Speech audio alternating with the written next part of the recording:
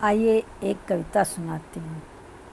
रह जाता कोई अर्थ नहीं, रह जाता कोई अर्थ नहीं। नित्य जीवन के संघर्षों से जब टूट चुका हो अंतर मन, तब सुख के मिले समंदर का रह जाता कोई अर्थ नहीं। निज जीवन के संघर्षों से जब टूट चुका हो अंतर मन, तब सुख के मिले समंदर का रह जाता कोई अर्थ नहीं।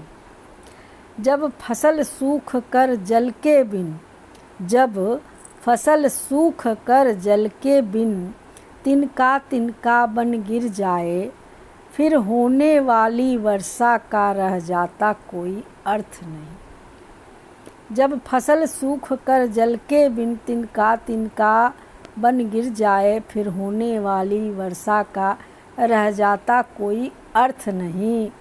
संबंध कोई भी हो लेकिन, संबंध कोई भी हो लेकिन यदि दुख में साथ न दे अपना, यदि दुख में साथ न दे अपना, फिर सुख में उन संबंधों का रह जाता कोई अर्थ नहीं। छोटी छोटी खुशियों के क्षण, छोटी छोटी खुशियों के क्षण निकल जाते हैं रोज जहाँ, फिर सुख की नित्य प्रतीक्षा का रह जाता कोई अर्थ नहीं। छोटी छोटी खुशियों के क्षण निकल जाते हैं रोज जहाँ, फिर सुख की नित्य प्रतीक्षा का रह जाता कोई अर्थ नहीं। मन कटुवाणी से आहत हो फिर भीतर तक छलनी हो जाए, मन कटुवाणी से आहत हो भीतर तक छलनी हो जाए, फिर बाद में कहे प्रिय वचनों का रह जाता कोई अर्थ नहीं। फिर बाद में कहे प्रिय वचनों का रह जाता कोई अर्थ नहीं। मन कटुवाणी से आहत हो भीतर तक छलनी हो जाए, फिर बाद कहे प्रिय वचनों का रह जाता कोई अर्थ नहीं।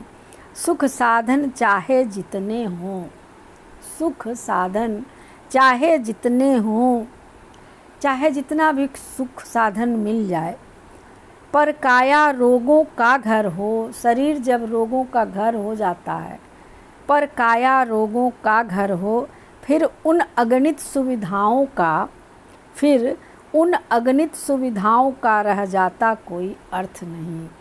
मतलब लाख सुविधा आपके घर में सब कुछ है, लेकिन आपका काया सुखित नहीं है, आपका काया रोगों का घर हो जाए, तो सुख साधन चाहे जितना हो, फिर अगणित सुविधाओं का रह जाता कोई अर्थ नहीं। सभी को जय श्री राम, राधे राधे। एक छोटा सा प्रयास है। जय श्री कृष्ण।